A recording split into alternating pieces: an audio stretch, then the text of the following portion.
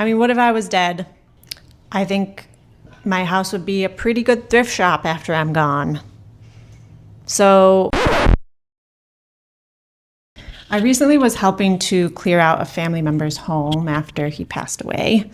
And it hit me standing there in the middle of this lifetime worth of possessions, just how much stuff one accumulates in a lifetime. And helping to sort through all that stuff, I felt like I was in some like weirdly nostalgic and emotional thrift shop, finding forgotten about items and cool old things in the middle of piles of stuff that hadn't probably been touched in years. And it got me thinking about my own home and my own things, and how even now in my 30s, I don't know everything I have here. And of the things I do know I have, I probably can't locate them all. And so today, when I got the urge to go thrifting, I thought, why don't you not do that? I mean, what if I was dead and someone came over here to clean out my house? What would they be excited to find? I think my house would be a pretty good thrift shop after I'm gone. So on that note, I'm going to try thrifting my own home.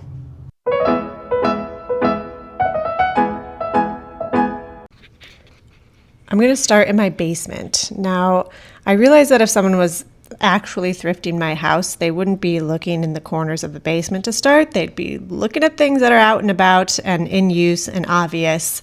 But obviously that would be silly of me to do. So my basic thrifting guidelines here are that I want to look for stuff that's packed away or like forgotten about or neglected.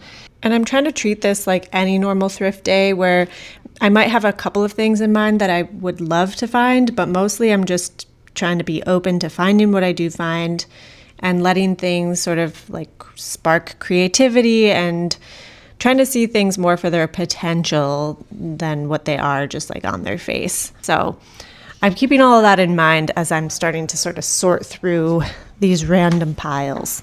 Okay, I'm also feeling like maybe I will collect things that I know I don't want as I'm going through stuff to pass those on, but I need to focus for now. That's not the goal.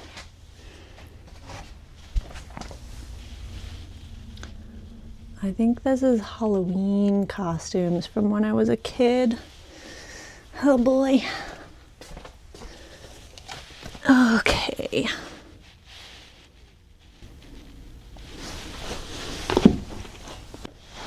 These old mirrors. Cork board.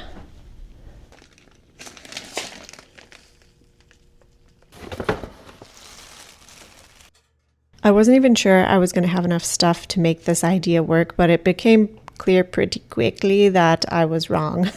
And I was starting to find a lot of random things I forgot about.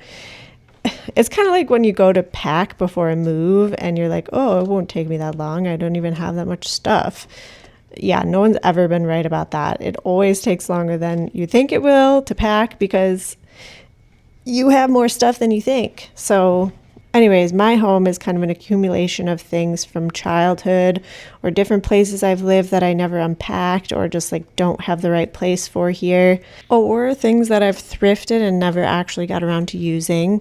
And I also bought my house from someone as is, meaning partly that it was full of their stuff. And so I have also a good amount of residual from that I never really like went through.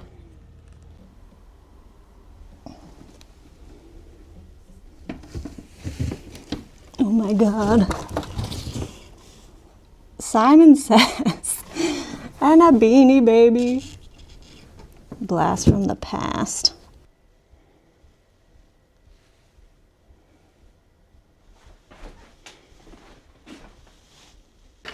God.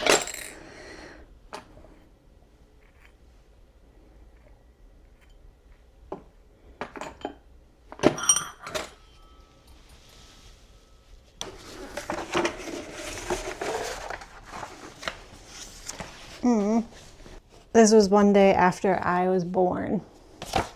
That's a cool poster.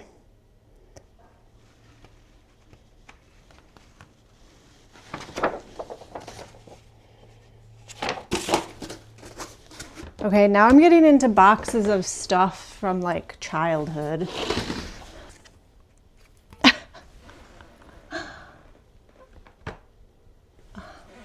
Getting into the holiday spirit. Okay, this seems silly, but I found these like very nice and heavy metal pins, which is exciting because I just made this cork headboard. Upgrade. Cute.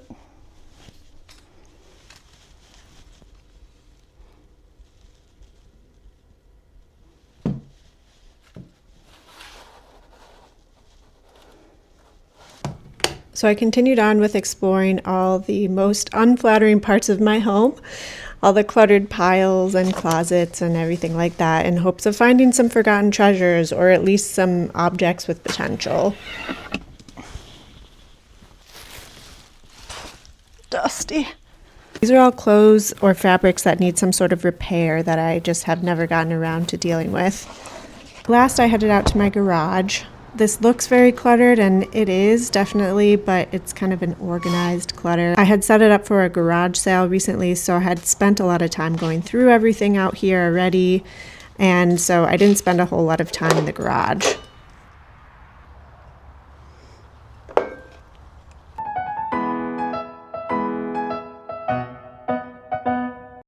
So I found a whole like smattering of things here. I'm definitely not going to use all of these things, but I wanted to give you an idea of like some of the things that I'm thinking.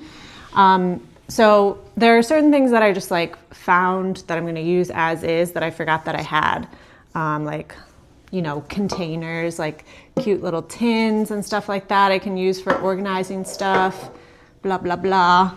I did also find some other organizational like containers that I'll put to good use.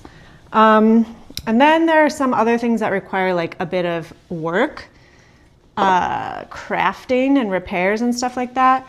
I found this vase with a little frog on it. I love so much, but it's obviously broken. I'm gonna try and repair that. I also have this little dish that could use some repair, and I found like a few things from my high school ceramics class that I actually kind of like still. So this little like owl lantern I think is really cute as like a fall decoration. It has just like one small little repair to fix the beak here, but then you just put like a little tea lamp inside and it glows, and I think it's adorable. Some like cute trays and little bowls and stuff like that. Again, just organizational things. And here's another piece from my high school ceramics class. It's a bowl. It's supposed to be like a skull, portion of a skull with like brains. And inside is, a dirty tissue. And also this is supposed to be like just crazy thoughts inside the head. Anyways, I never have used this bowl for anything, but I thought it would make kind of a cool planter with like, you know, kind of like a viney plant coming out of it. So I might do that. Another plant related thing, this little container, it's like a cute little glass jar. I thought it would make a really cool terrarium. I was super into making terrariums a few years ago.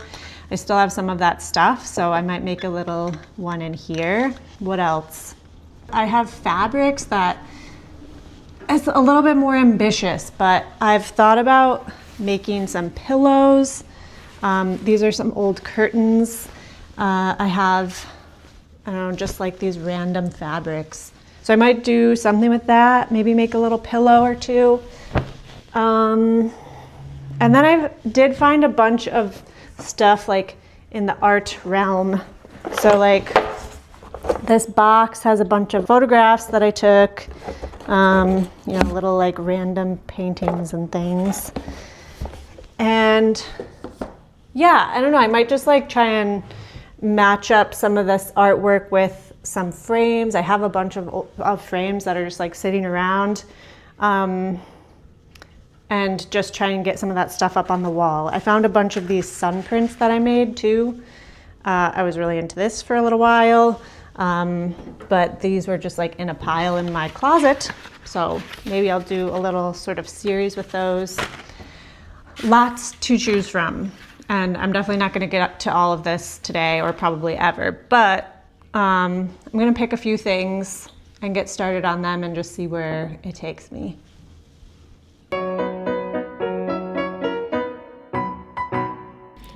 I decided to start by tackling the repairs first. I used this non-foaming Gorilla Glue to repair all of the ceramic pieces that were broken, and I found that Scotch tape worked pretty well to keep these small pieces in place. So once I got the glue on, I just taped over all of the cracks to hold it together while the glue set.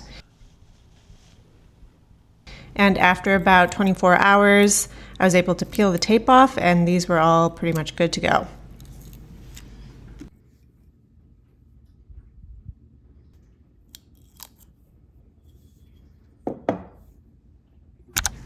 Next, I polished up this brass candlestick holder that I had found.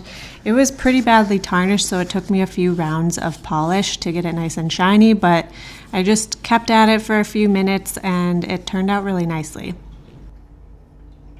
I'm gonna work on this little terrarium next. I need to mix up some dirt first. I don't have the right mix that I used to use for this, but I think you basically want to fluff up regular dirt with some fluffier substrate. I think that's what this is, maybe. It's like one of these little pucks that you reconstitute. I'm gonna put some water on here and see what happens. All right, well, that's soaking up some water. Oh my God. This is actually a really nice consistency. It's fluffy and light, which is good. I'm just gonna mix in a little bit of this regular soil.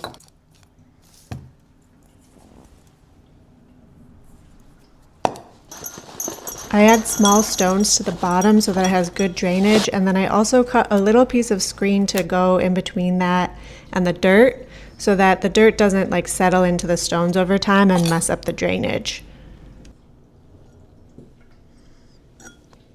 This is a terrarium I made a long time ago, and it's getting pretty overgrown in here. So I'm gonna take some clippings from this to put into the new one. I also just got this moss from outside. It was growing on my driveway. I think that'll look cool in there. I got this stuff too, but this seems way too big for this tiny little container. So I'm just placing in these clippings in a way that I think looks nice. As long as the dirt is wet enough, you can just put the clippings right into the dirt and they'll root on their own. So that's what I'm doing, and then I'm just placing the moss around that to cover up the top of the dirt.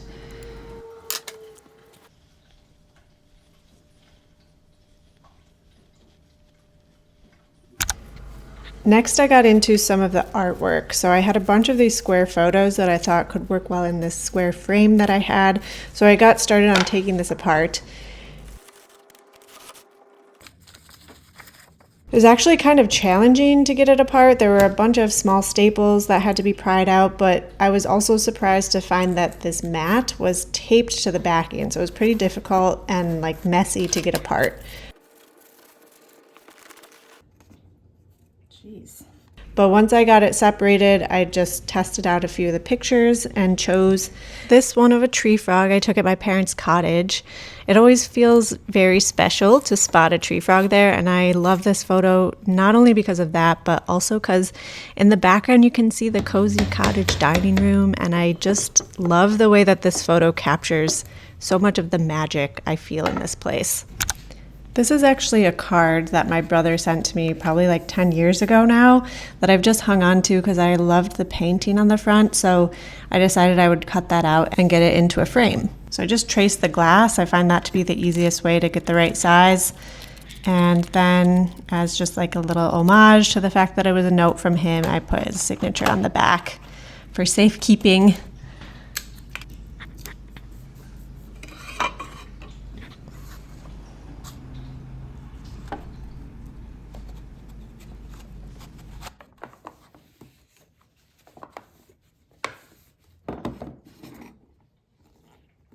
So in my office, I have this little like blank strip of wall right here that I'm thinking I will hang some of these sun prints on. I have a little piece of cork left from my headboard build project. So I'm gonna use this as like a little vertical corkboard strip and pin them up on there. I think that might look cute. I'm gonna try it.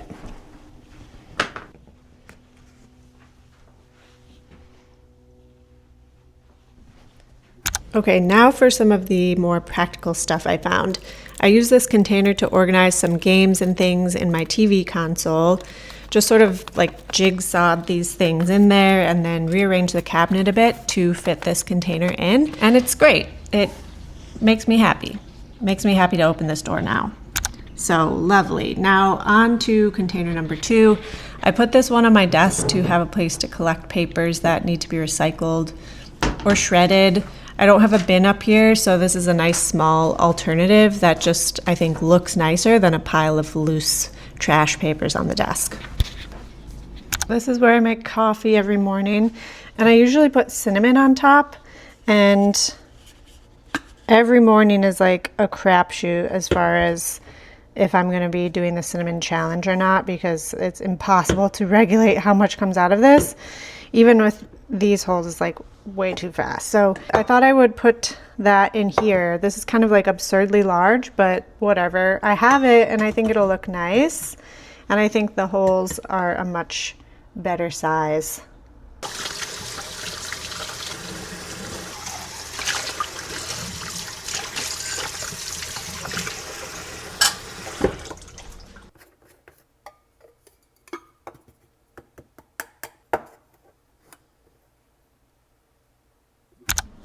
All right, I've decided I'm gonna make a little pillow out of this fabric. It's very nice fabric, like thick, high quality. I really like the pattern on it and I haven't really known what to do with it.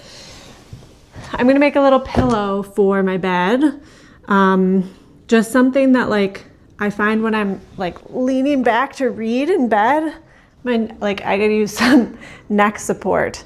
But I just want like a little one, you know, that you can just like grab and kind of just like stuff behind your head. Not like a whole pillow. So yeah, I think this will be good. I don't know how to sew a pillow though, so there's that. But I think I can figure it out. I began by just cutting a piece of this fabric out, so I had a piece without any seams to work with. And I cut that to be the approximate size I was going to need with a little bit of extra. These curtains are lined, so I thought that I would use the lining to make the actual pillow, and then I'll make a removable cover with the pattern fabric. Before sewing this, I pinned around the outside to keep it all in place, and then I just sewed around the sides, leaving a small opening at one of the corners. I used, I think, a 1/2 inch seam allowance. And with that opening, I was able to turn this inside out once I was done sewing, and it also left a space for me to stuff the pillow. I found this stuffing, I feel like it's not called that, but I don't know what it's called. I found this stuff in my basement. I don't know why I have it, but I did, and so I used it, and it turned out to be just the right amount, luckily. So that worked out great. And then to finish this pillow, I just sewed the little opening closed. That's a cute little pillow. That's a good, like, just imagine I'm trying to read in bed and I'm like, oh no, my neck is breaking. And then, perfect. Okay, now I just have to make the same thing again. I was gonna try and get like fancy pants and make piping. Should I do that? I don't know.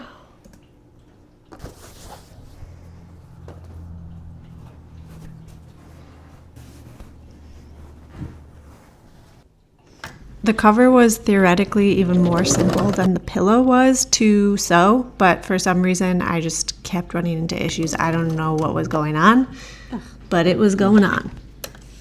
It kept coming unthreaded or like jamming, or the stitching would be all messed up. I don't know what was happening because I don't know how to sew, really.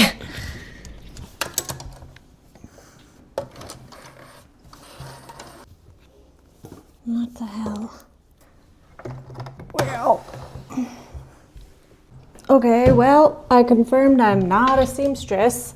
There's some funky stitching going on inside this pillow, but I'm just gonna roll with it because all of that gets folded inside.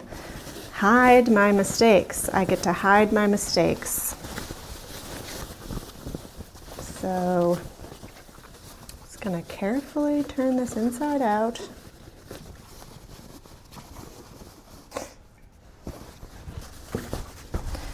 So I decided not to do the piping. I just did like a simple pocket opening. So these two pieces just overlap and keep the pillow inside is the idea. So there's the cover. And now